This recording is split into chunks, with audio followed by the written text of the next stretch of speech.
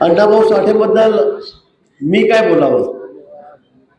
ज्यांनी आपल्या लेखणीतून साहित्यातून या समाजातला अतिशय शोषित समाज, पीडित आहे, दलित आहे, मागासलेला आहे, अशा समाजाला विचाराची दिशा दिली.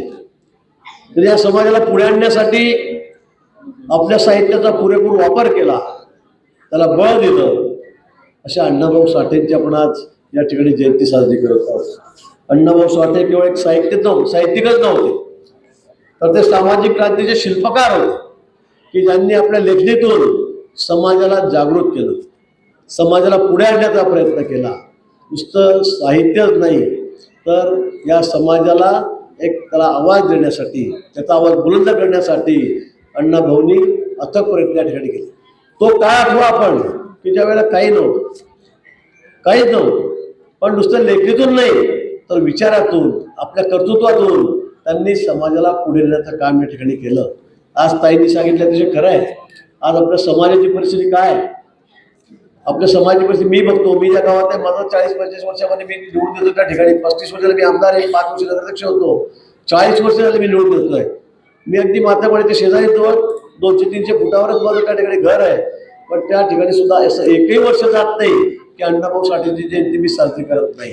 वाड्यात जाऊन ट्रॅक्टरचं स्वारस्य करत, लेझिम खेळून आज आम्ही सगळ्यांना जेवणाची व्यवस्था करतो. आज सगळे आमच्या वाड्यामध्ये सगळ्या समाजाला त्या ठिकाणी बोलतो, एकत्रित करतो आणि त्या ठिकाणी कार्यक्रम करत असतो. आज मात्र खंड पडला, पण आज मला अधिक आनंद आहे की एका मोठ्या पूर्णाकृती पुतळ्याचा अण्णासाहेबांच्या, अण्णाभाऊ साठेंच्या या ठिकाणी अनावरण करण्याचा योग मला या ठिकाणी आला आणि म्हणून मी स्वतःला या ठिकाणी खरं धन्य समजतो. पण आज आपला समाज ताईंनी सांगितल्याप्रमाणे खरं खूप मागे, अतिशय मागे.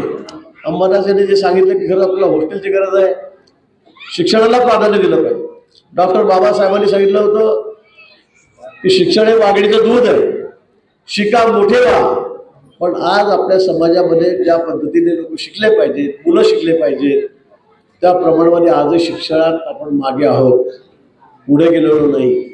आणि म्हणून माझी सगळ्यांना विनंती आहे की या निमित्ताने आज आपण कटिबद्ध होऊया की माझ्या समाजातला, माझ्या घरातला, माझ्या परिवारातला, माझ्या गावातला एकही मुलगा शिक्षणाशिवाय राहणार नाही.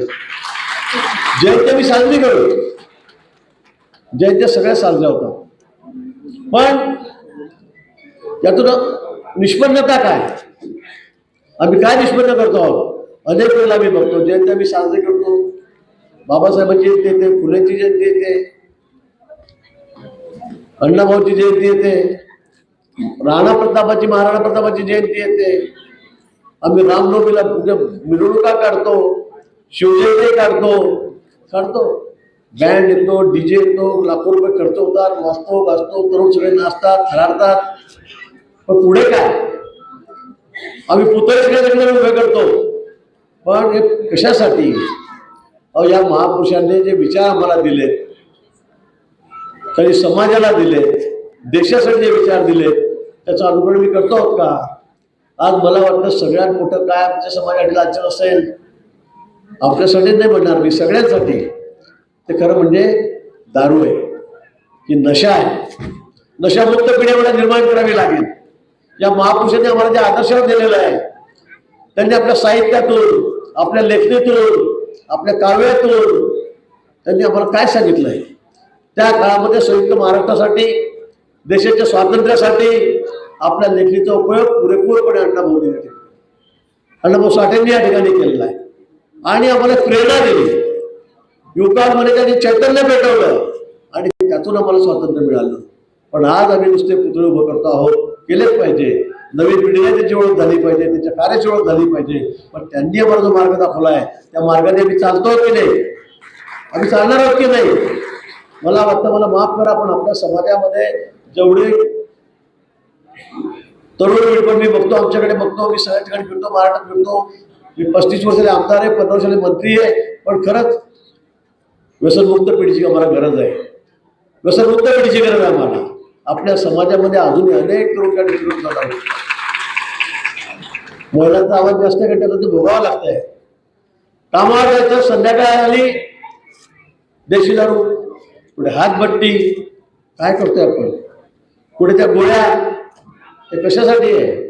राब राबायचं, दिवसभर कष्ट करायचे, ते आपली माऊली पण बिचारे कष्ट करते, आपण जायचं. संध्याकाळी मुलं असतात घरी, लहान मुलं असतात, पण संध्याकाळी आपण दारू घेऊन जायचं. काय उपयोग आहे त्याचा? मी सगळ्या समाजाला चित्र सांगतोय, पण आपल्या समाजामध्ये अधिक आहे हे आपल्याला मान्य करावं लागेल. आणि म्हणून मला असं वाटतं की यातून आपण मुक्त कधी येऊ. अण्णाभाऊंना हे अपेक्षित नव्हतं, अण्णाभाऊ साठ्यांना अपेक्षित नव्हतं. त्यांची लेखी असं सांगत नव्हती आम्हाला. त्यांचे विचार वेगळे होते, क्रांतिकारी विचार त्यांचे होते. समतेचा संदेश त्यांनी आपल्याला दिला, पण हे कशासाठी? आणि म्हणून मला आज आपल्याकडून शब्दच घ्यायचा सगळ्यांना की आम्ही आमच्या समाजाला नशामुक्त करू, कुठले आम्ही व्यसन करू देणार नाही. यासाठी आपल्याला आजपासून या ठिकाणी कटिबद्ध व्हायचं आहे. यासाठी कटिबद्ध. शासन आपल्या पाठीशी आहे. सामाजिक न्याय विभागाच्या माध्यमातून काय काय करतो? शिक्षणाच्या सोयी, आपल्याला उच्च शिक्षणाच्या सोयी आहे. आपण हॉस्टेल सांगितलं, हॉस्टेलच्या सोयी आपल्याला आहे CST कोट्यामध्ये. आपण वेगळे म्हणाल तर वेगळे येण्याचा प्रयत्न करू, पण आपण शिकलं पाहिजे. मुलं मोठी झाली, कळायला लागलं, 12-14 वर्षांनी की हातामध्ये आपलं टपडं घेतलं की वाजत बसायचं. ते वाजवलं पाहिजे, आपलं परंपरागत काम आहे ते आपलं. पण त्याबरोबर आपण शिकणार कधी आहोत? आपण मोठे कधी होणार आहोत? का आपल्या पिढ्या आपण त्याच झोपड्यामध्ये राहणार आहोत, त्याच वस्तीमध्ये राहणार आहोत, तेच काम आपण करणार आहोत? आमच्या महिला स्मशान भूमीपर्यंत राखच चालणार आहे? हे कधी बंद होणार आहे? आणि म्हणून मला वाटतं हे सुद्धा बंद झालं पाहिजे. आणि तेव्हाच बंद होईल जेव्हा आपण आपल्या मुलाला शिक्षण देऊन, त्यांना मोठं करून, त्यांना चांगल्या नोकऱ्या त्या ठिकाणी मिळतील. नसतील काय नोकऱ्या मिळणार? पंतप्रधानांनी केवढे मोठे योजना आणलेल्या आहेत, महाराष्ट्र सरकारने मुख्यमंत्री केवढे मोठे योजना आणलेल्या आहेत.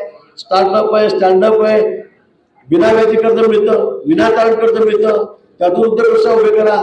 मी काही तरुण बघितलेले आहेत, चांगला व्यवसाय करतायत, चांगला उद्योग करतायत. आपण का मागे आहोत? आपण कशासाठी मागे आहोत? आपले लोक तिकडे बसले, त्यांना सांगा, बँकेत फोन करतील, संबंधित ऑफिसमध्ये फोन करतील, त्यांना कर्ज द्या, पुढे जाऊ द्या.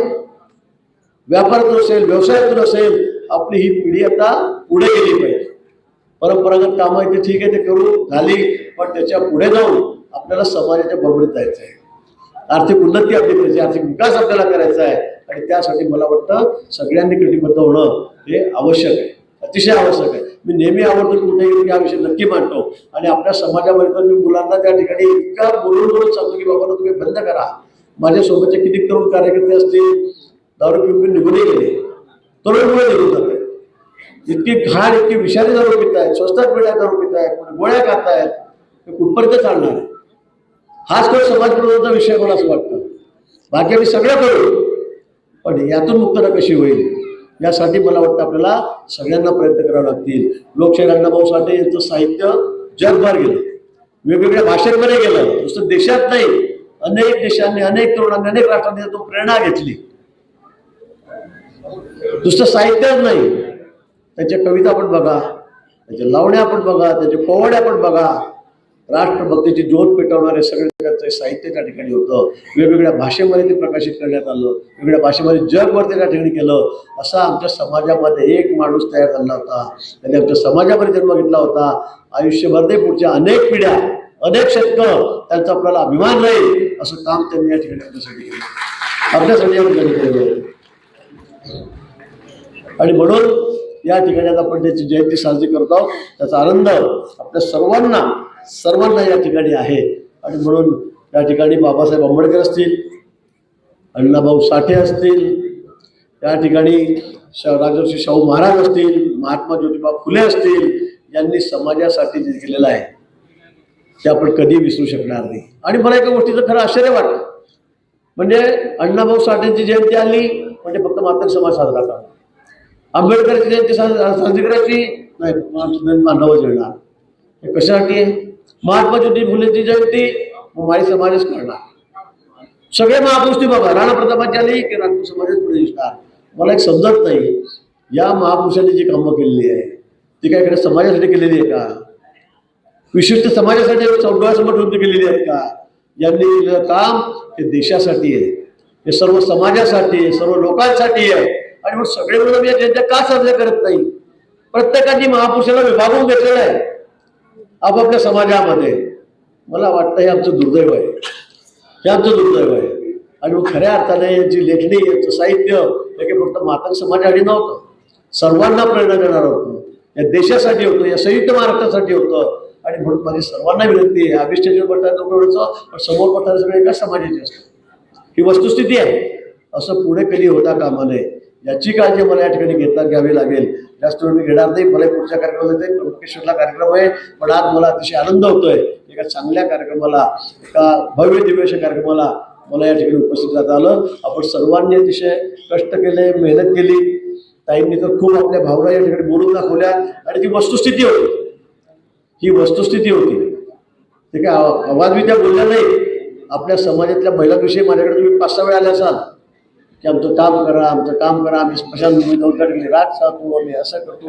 मी महापौर नाही आपल्यासमोर, कमिशनर नाही सांगितलं की यांचं काय करता येईल. मी आपल्याला निश्चित शब्द देतो, तुमचा प्रश्न तर तातडीने आम्ही मार्गी येईल, लवकरात लवकर मार्गी येईल.